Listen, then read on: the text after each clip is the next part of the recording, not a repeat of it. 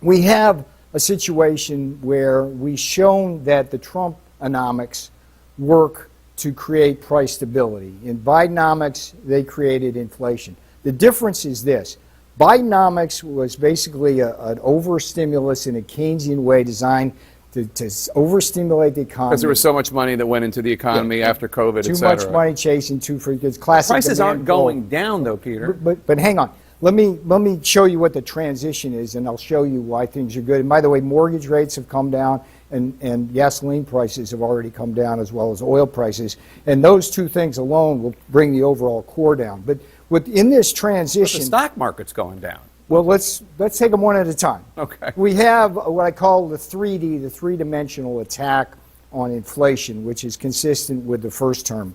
In this case, it's drill, baby, drill. The difference between $80 barrel oil and $50 barrel oil is at least 1 point alone on the CPI. That alone is not just oil that we use in heating and putting in our cars. It spreads throughout the production aspects of the economy. So we're doing drill, baby, drill.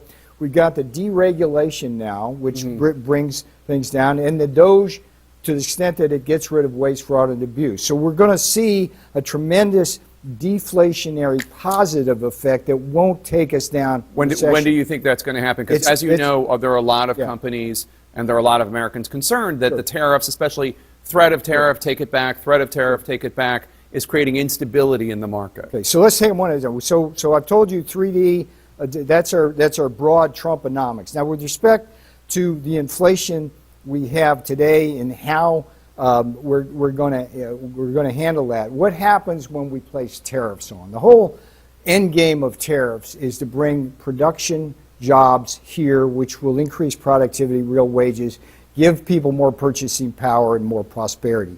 But how long will that take? Because that's a multi-year program. It's already beginning because we've already had almost $2 trillion in pledged investments. Remember, the steel and aluminum tariffs went into effect today. Remember the last time that happened, we had $15 billion of investment in the steel industry alone in prosperity.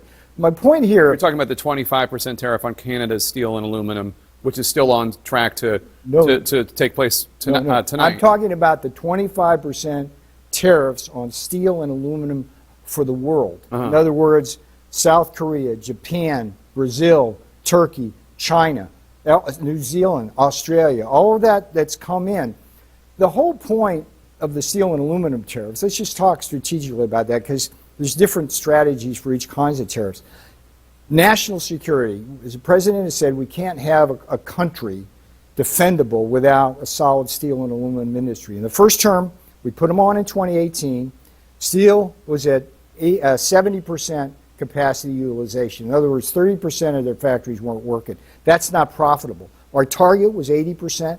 We got there. Right. And what happened during the Biden administration was over 300,000 product exclusions, and virtually every country got it some kind of exemption from that, and it took us back down. Yeah. So those go back on. Now, those had zero effect on inflation. Zero, and what we got was a strong steel and aluminum industry. So the thing here that's so interesting... How long is this period of disruption, as President Trump calls it, how long is this going to last? Because there are a lot of Americans who are worried. They say, we voted for Trump to bring prices down, and prices are not going down.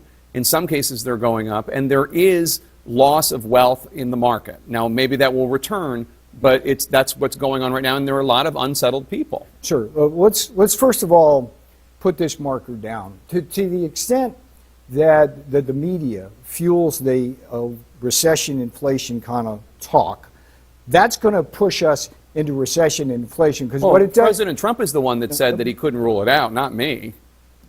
Let me just finish the thought here. My point is simply that there's a lot of people's hair on fire now, which is interesting because the last jobs report we got on Friday was robust. It was a robust report. It's like 150,000 yeah, jobs. That's a good number.